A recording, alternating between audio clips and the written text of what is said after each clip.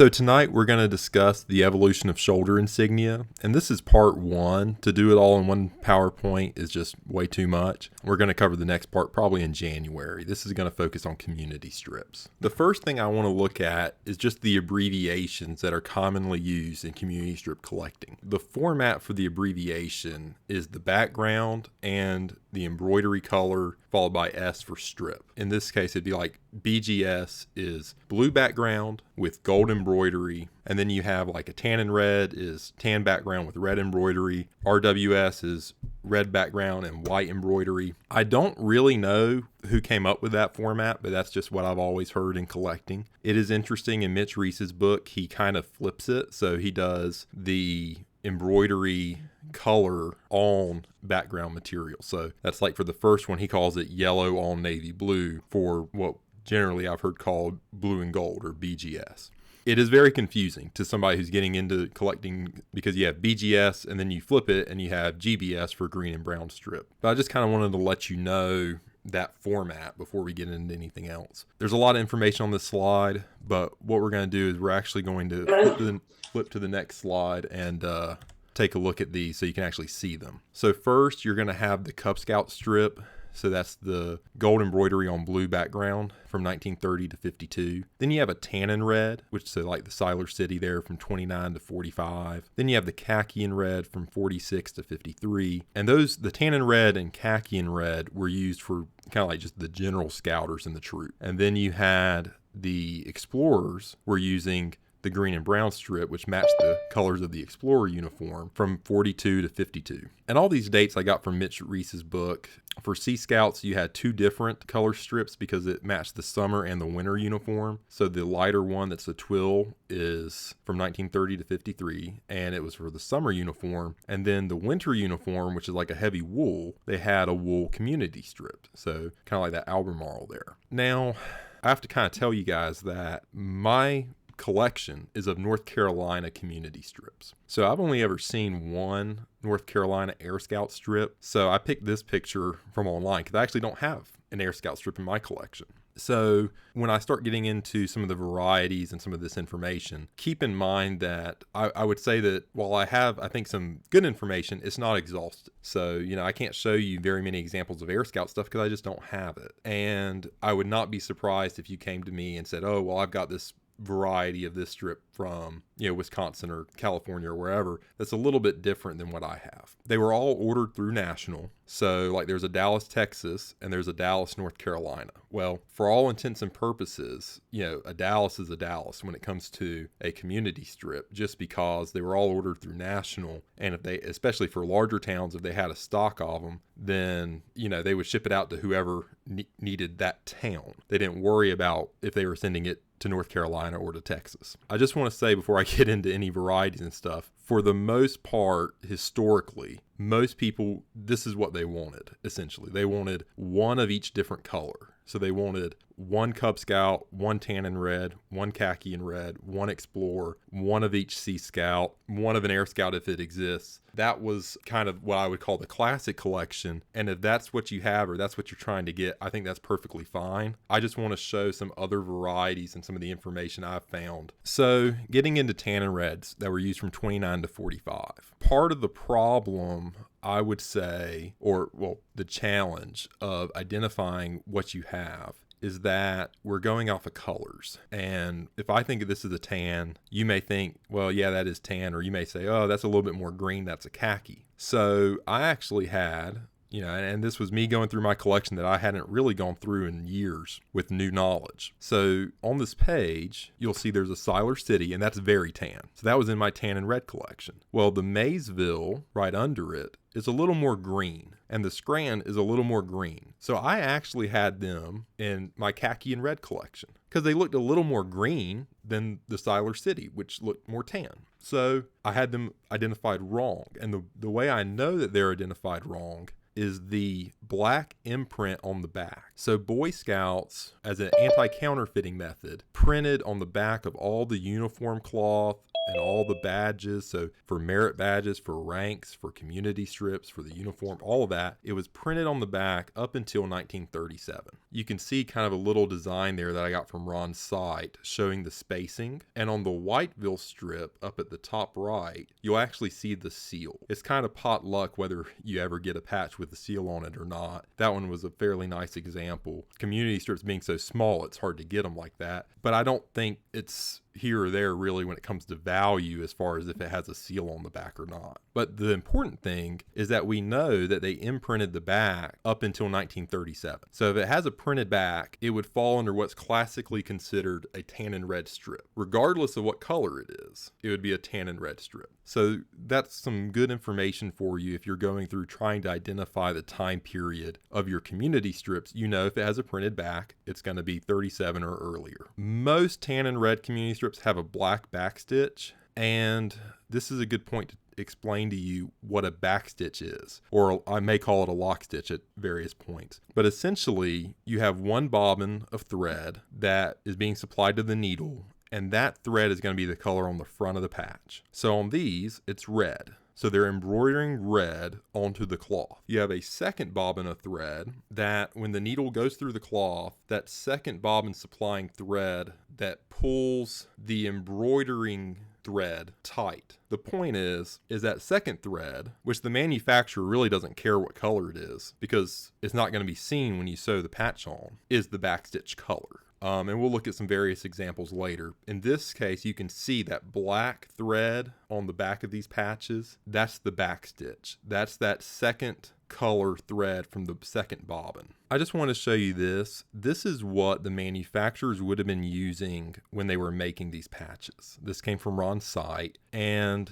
is essentially kind of like a trifold. And you can imagine that they had this trifold and they knew that the middle, the target color, was what the Boy Scouts of America wanted them to provide. Yeah, they wanted their patches to be this color. But because dyeing isn't a precise science, and this is way before digital anything, they had a tan limit and a green limit. And so they took their trifold and compared it to the material they were going to use, and they looked at it and said, is it close to the target? Is it between the tan limit and the green limit? And if the answer was yes, they used the material and they shipped it off to the Boy Scouts. So don't be surprised to see various colors in your tannin red and khaki and red and some of these other cloths. I want you to be aware of condition as well. This is a great example. The washing methods at the time were really rough on cloth. And you can see the front is very bleached out. But if you look at the back, you can actually see some of the original color of the threads. So where it was kind of sewn onto the uniform and protected. So sometimes if you're having a hard time telling what the original color was of the patch, you can actually flip it over and see that original color on the back. I also want to mention that, a lot of these early community strips, they were used up. Everybody basically, they got one and put it on their uniform. It's certainly not impossible to find mint examples, but a vast majority of what you're going to find are going to be sewn. And someone gave me really good advice a long time ago, which was when you're trying to find varieties and stuff, it's best to only compare mint examples because every patch that's sewn is going to look a little different. Well, that's fine unless there are no mint examples. Here's two more examples of sewn patches. I just wanted to show you when you're looking at the front, you can kind of see, well, the one on the left is a little more green. The one on the right's really bleached out. You flip them over. The one on the left, yes, you can really see that green coming through. That's definitely a khaki and red. Where the one on the right, you can actually still see, they're very faint from where it's been washed heavily. You can actually see those black imprinted lines. So you definitely know it is, 37 or earlier. So here are some various backings for tannin reds. First, you have that Grover there, heavy black backstitch. The amount of backstitch, from my understanding, has to deal with how tight or loose the tension of the thread was when they were embroidering. You can have heavy black backstitch, you could have a lighter black backstitch, or almost like a speckled black backstitch where it's hardly there at all. So I just kind of showed you some of that there. And then you have these. So this Littleton, you'll notice, is not black. It's like a navy blue. And these are extremely rare. It's very, very rare to find these various odd colors. I don't know if this is because they were setting up the machine to run some and they had this navy blue on there and they said, that's close enough, or if they just had a lot of that color left and they decided to use it. I don't know. You don't see very many. From my memory, the only ones I've ever seen were kind of dark colors that looked close-ish to black. But I've seen navy blue. I think I've seen like some sort of grayish color too. I have probably 100 plus tannin reds, and I think I have 2 that are different funky color backstitch like this. Value wise, I'm not sure very many people care, but I just thought it's something interesting to keep an eye out for. Now, getting into gauze backs, my understanding is that if there was an order to national below the manufacturer's minimum order, which I've always been told is 12. I'm not sure that we have any paperwork to back this up, but I've always been told is if their order came in, it was under 12, the national still made the patches. Well, they couldn't send it to the manufacturer, so what they did, at least this is how the story goes, is they had a smaller machine in the back room, and when they had these small orders in, they had somebody that was just, making these small batches. You needed 6 community strips made. They made up 6. You can tell these because they have very crude font on the front. And my theory is that, if National's making these up, they called up the manufacturer and said, hey, I need 200 blanks. Just send me the blank patch already cut out. If you think about the difference in making these like on a loom at a bigger manufacturer on a big machine, the material is pulled tight and they're doing the letter and the border at the same time, then they're going to cut it out. So like on the Littleton with this weird bluish backstitch, it's on the letters and the border. So they did that at one time. On the gauze one, you can tell it's got a white backstitch over gauze, and then on the border is that black backstitch. So they had a blank and they tried to embroider it. Well, because the cloth was so thin, it tried to bunch on them when they were embroidering it. So they added the gauze to thicken it for the threads to be able to catch a little bit more as they were embroidering it, because there was no other cloth. There was nothing it was attached to give it some tension. That's at least why I think they did kind of what they did. So here's a couple examples of thread repairs. These are interesting and definitely different from, just a regular gauze back. If someone ordered 20 Clintons and one of them didn't have an eye and they didn't catch it till they'd already cut them all out or whatever, they were certainly not going to set up the machine and run another batch of Clintons. They just fixed the one that they had run off. They were going to use whatever they produced. So that's why you see these thread repairs. The thing that's interesting on them though, and you can see some of them like the Filbert, those, they also repaired the border a little bit. And they use the gauze as a stiffener there to be able to embroider them. I don't know if this is user ability. I don't know if it's the people at national headquarters weren't as good as the people at the manufacturer. I don't know if they were using different types of machines. But if you notice the font on thread repairs, even though they're using gauze as a stiffener, the font on the thread repair embroidery basically is like 100% match, very, very close to the font of the actual community strip. Like normal community strips. Where if we go back to the Rutherford College one, and this is true for all the gauze back ones that were done like this, it's that very crude font. So I just thought that was kind of interesting. So what cloth do community strips exist in? We've talked a little bit about color. Heavyweight cloth from 29 to 33, 34 to 38. In the 33 to 34 time period, they used depression cloth. It's a much lighter weight cloth. It was cheaper, but it's a lot less dense. And so as a result, they washed it and it fell apart. They didn't like it, so they went back to heavyweight cloth. Now in 38, supposedly they switched to lightweight cloth, which is 5 ounce per square yard, and it was used up until 42. I think the lightweight cloth was more of when they were having trouble getting heavyweight cloth, or maybe they used lightweight cloth some with the heavyweight cloth. You just don't find a lot of stuff on lightweight cloth. So I don't think it was used the entire time period from 38 to 42, but it was used maybe intermittently during that time period. And then during World War II, they used sand fine twill and war cloth as replacement cloths. A lot of you may be familiar with sand fine twill, but may not be as familiar with war cloth. War cloth is called basket weave cloth. Now, on Ron's site, it says weft thread passes over 2 warp threads and then under 2 warp threads. Don't ask me what that means. I have no idea. I know war cloth when you look at it because it looks different. That's all I can say. We'll get to it. I'll show you an example In 1947, you have khaki cloth, and it's greener. It's just greener than some of the earlier cloth. The interesting thing was that it says it's 5 ounce per square yard, which is the same weight cloth as lightweight cloth. Okay, so from 42 to 46, we're still in the tan and red time period, but these are sand fine twills. There's not a lot to say about sand fine twills. They're fine twill, which is very different from any of the other ones, and they're that very, very tan color. They exist in various backs, black backstitch, various gauze backs. Okay, so this is war cloth. I've not found anything in depression cloth. It probably exists. I have a very hard time telling depression cloth from regular cloth unless it's been washed, because then you can see it's just falling apart. Or if you hold it up to the light, you can really see the weight of the cloth then. Otherwise, it's kind of hard for me to tell. But if you look at these, you'll notice when I look at it, I see like little squares in the cloth. And this is what was described to me years ago as basket weave cloth. Ron's calling it war cloth. And I have 2 little zoomed in images there where you can kind of see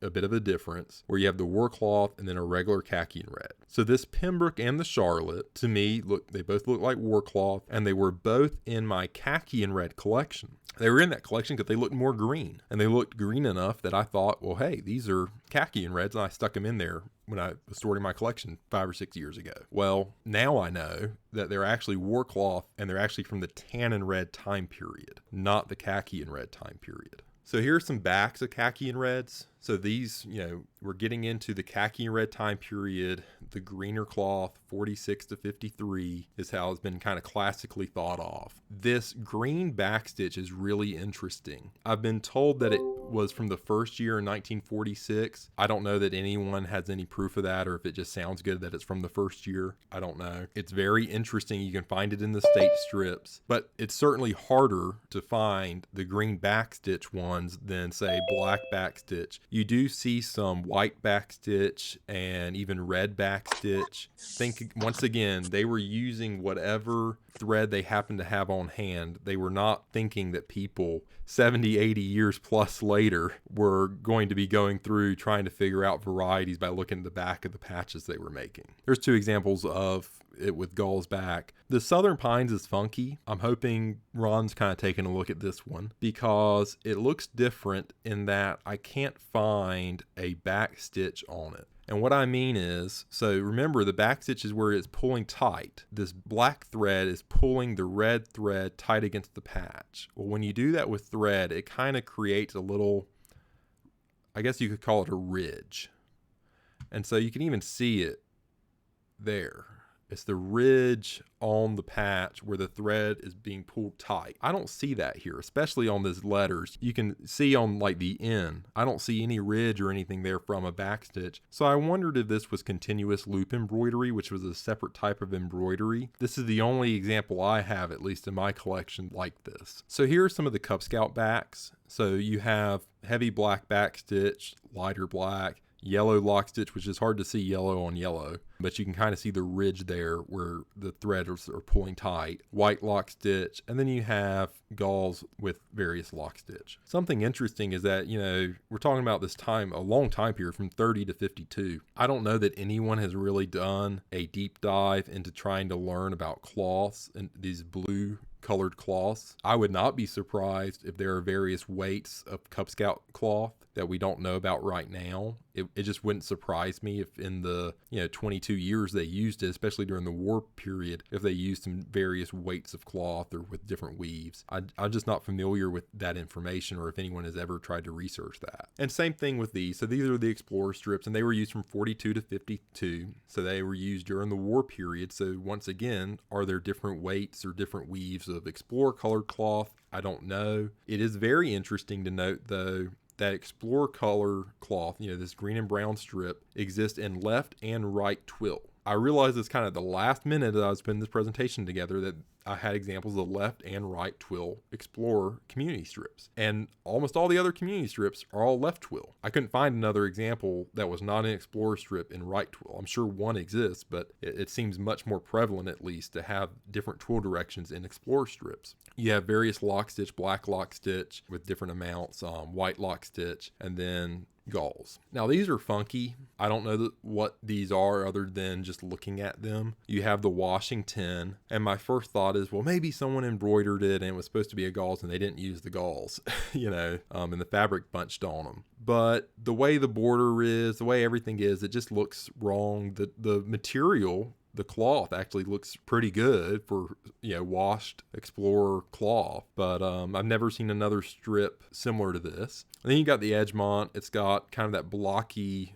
weird, crude lettering on the front. The back, though, is galls, but it's galls on the whole strip. So it goes all the way under the border. You can see it to the edge where they cut it out. I don't know the story on that. Could it be a reproduction that was maybe made after 52 and they wanted something that looked like the old Explorer strip? That could be. I don't know. Now, I don't have lots of examples of Sea Scouts because, as I said, I only collect North Carolina, so I only have so many Sea Scout strips. So you've got Wilson with the galls back. You've got Elizabeth City without a galls back. I will say almost all the Sea Scout strips I've ever come across are galls back. I don't know if that has to do more with ship size, that maybe they're smaller and so they were ordering in smaller group batches, or something else. I was actually really surprised when I got the Elizabeth City that it was not a galls back. And the same thing with the winter colors. So I've got several examples there on the left of the black and white strip, which are the winter colors with galls back. And then that same, I got an Elizabeth City, and it's definitely the right time period and everything, but it's not a galls back. And I just thought it actually surprised me that it wasn't. I did wonder at one point if the galls is more prevalent maybe on these winter ones, because I didn't know if it was harder to embroider on wool. I've never done it, so I don't know. Now let's talk about combo strips. These are really interesting and they're very rare. The Greensboro and Salisbury are the only two I've ever seen from North Carolina. The most common one by far is a Washington, D.C. And the Washington, D.C. does exist in several different colors. I think it exists in Cubs, tan. But anyways, I've only ever seen one Salisbury NC. I think I've seen two Greensboro NC. And somebody had told me at one time, well, they're probably from either the 37 National or 37 World. Well, I could believe they're from the 37 National. That Greensboro NC is on a shirt of somebody who went to the 37 National and the 37 World. It makes sense to me that maybe they would wear it to the National Jamboree. Because if you think about it, if you're in your local town and you go to a council event, the reason you have a community strip is because you're representing your town. If you go to a regional or national event, you're representing your town and your state, really more your state. So having a combo strip for a national jamboree makes sense. It doesn't make sense to me, the thought of it, oh, they made it for the World Jamboree, because kids in France, Germany, anywhere outside the United States, they're not going to know where Greensboro is. They care about that you're from the United States. So if I had to make a bet, I'd think they're from the 37 National Jamboree. I will say, somebody once said that they thought they may be council pieces. I do not think they are. There was a Greensboro council during the time of 1937. However, there was no Salisbury council. There was no council based in Salisbury at all during the 1930s, based on my research. So I think that kind of excludes that possibility. So let's just get into red and white community strips. Now, the 78 date to me seems really late. I thought basically community strips were phased out around 1970, maybe 73. I don't know if they were available in the catalog till 78. That may be where Mitch got the date for his book. So I will say that there are two main varieties. There's lots of small little varieties, and there's some funky ones. There are, for example, Gall's back red and white community strips. They're very rare, but they do exist. I don't know why in particular, but they do. But so two main varieties as I'm going to define it, and that's what I'm going to call a type 1 and a type 2. The type 1 is almost a maroon color. It's a very dark, that very dark red, very thin letters, really rough twill. And then you have the later ones, which are usually characterized by a lighter color red twill, not as rough, and usually thicker letters. Oh, and then you have Fine Twill. And I don't know when Fine Twills came out. They do exist. I kind of blew up pictures of the twill so you could see them. But there are Fine Twill red and white strips. I don't know that many people know about them, mainly because I don't know that anybody's really looking, and they are very rare to come across. As far as if you go through 100 red and white strips, I don't know that you'll necessarily find a Fine Twill. So I think that the type 1s, most of them you're going to come across are going to be sewn. And a lot of the mint ones you come across are going to be type 2s. And my reasoning for this is that if you had type 1s and you were using them in the troop or whatever, you kept using them and you kept handing them out. Boys kept putting them on their uniform. And then you go to the type 2 and you'd start using them. Well, when the type 2s were phased out, 70, 73, in my mind, 78 in Mitch Reese's book, when the type 2s were phased out, you had kind of something a little strange happen in that a lot of dealers ended up with them. Now we think of the scout offices having all of the shoulder insignia and stuff, or National having the shoulder insignia you buy from. Well, when I was growing up young in Cub Scouts, we had a place in town named Hugh Alston's. It was kind of like a suit store, but they sold Boy Scout stuff. And I knew a couple other little places like that. And that was true back in the 70s. And so I've always heard stories of these dealers that when they phased out community strips, they went to Belks. And the Belks might have, the local 8 or 10 communities, and they might have 25 or 50 of each. So dealers were able to get stock, but that was at the end. So these earlier ones are pretty difficult comparatively, in my mind, type 1 versus type 2. Now, as far as a hard date of when the switchover happened from this rougher twill to the lighter twill and, type 1 to type 2, I don't know an exact date, but I do have these interesting strips on the right. So Fuquay Springs joined Varina to become Fuquay Varina in 1963. So we know that before 63, they had type 1s. And I've never I've had a lot of Fuquay Varina strips, but I've never had a type 1 Fuquay Varina. So I would say that sometime before 63, they phased out the type 1 red and whites. As far as military bases goes, I'm not going to give a whole spiel on them because the reality is, other than made in theater stuff, which I'm not an expert on and I'm not going to try to talk about tonight, but other than that stuff, all of the community strips for military bases, they would have been ordered through National Supply just like anything else. So I would say that any military base strip could exist in any variety, any other community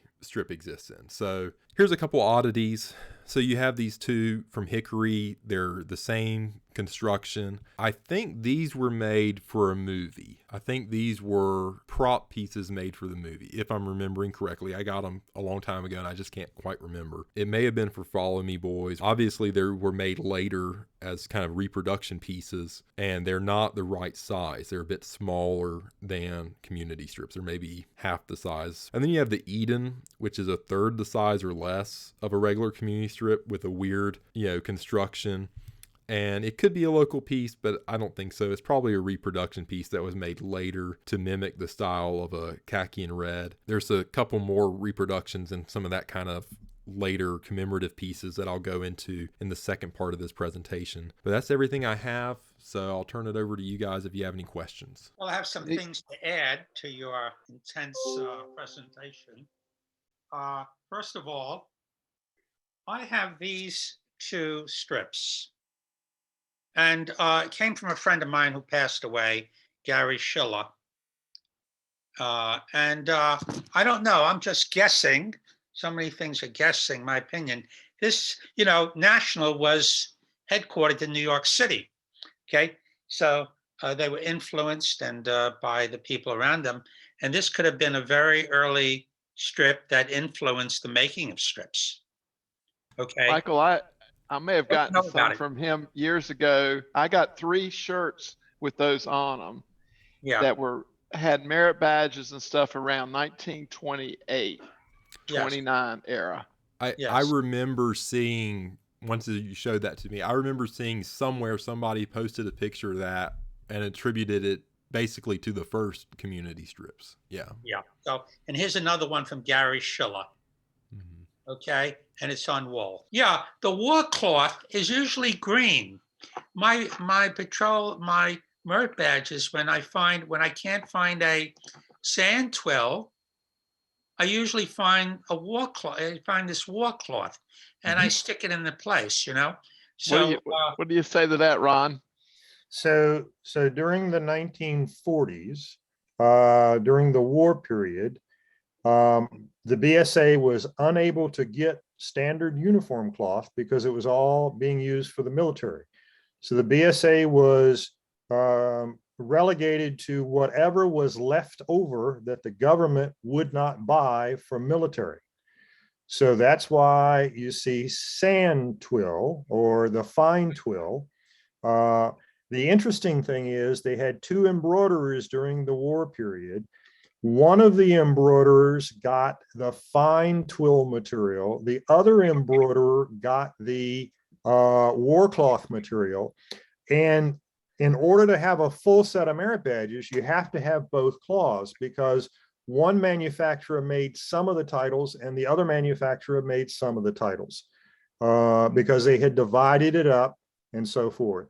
So during that period, you have to use both cloths in order to say this is, you know, to get all the badges of that period. Interesting piece is, along with that Brooklyn, I have a Wayne, Nebraska strip that was found on a uniform. It's a little bit smaller, but it goes along with that Brooklyn one. You talked about the lightweight cloth. So what happened is in 38, thereabouts, the primary heavyweight uniform disappeared, and the summer weight that was optional before that became the standard uniform.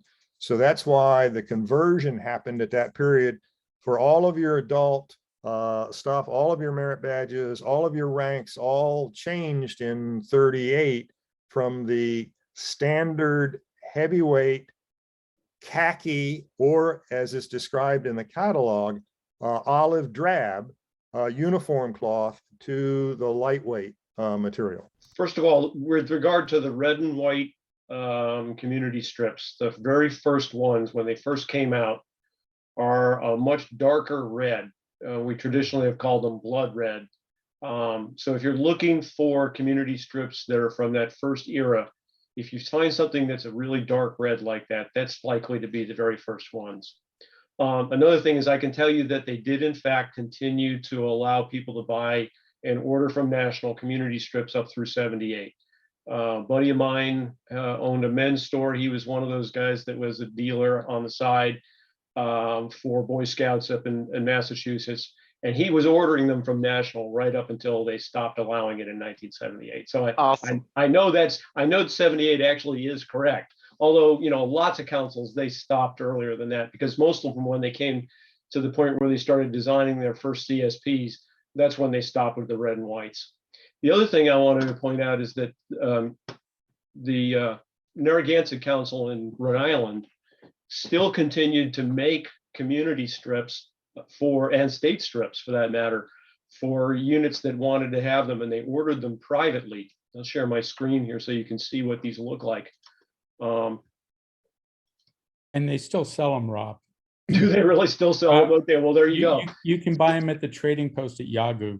Yeah, so I remember the Yahoo. That's right. I know the Yahoo one still exists for sure. So anyway, so here's an example here. This is a full-sized community strip that actually was conned for Connecticut. It was a mistake. You can tell these very easily from the national ones. Once you've seen a few community strips, you can't miss them. And on the back, you can see it's got gauze completely underneath plastic there. So yeah, those are out there in state strips and community strips from Narragansett Council. Yeah, Nashua Valley Council continued to make community strips after everybody else switched to council strips, and they have clear plastic back, but they're nationally produced. They're exactly like a national produced strip, except with a clear plastic back. And that's very true of, there's a number of state strips out there that have plastic backs as well.